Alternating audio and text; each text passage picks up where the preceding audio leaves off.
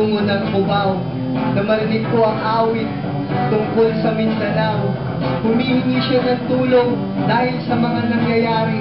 Habang nakikinig, tinanong ko ang aking sarili, kung ilang litro pa ba ng dugo ang kailangang umagos.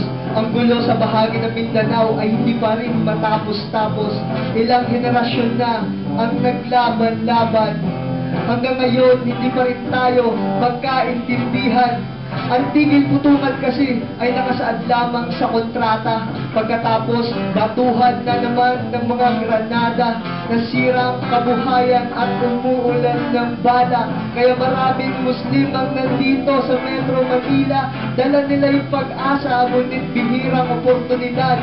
Marami kasi sa atin ang inuhusgahan sila kaagad, kinakatakutan at tinatawag din silang mga Moro. At sa tuwing may pagsabog, sila ang madalas nating ituro. Marahil marami tayong pinagkaiba sa kanila, pero bago manghusga ng kapwa, pag-isipan mo muna. Hindi lahat ng Muslim ay may bomba sa katawan.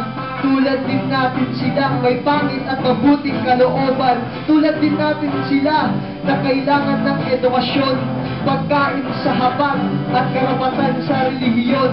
Kung gusto mo ng kapayapaan, umpisahan mo na ngayon. Gawin natin ng kapayapaan dito sa Luzon.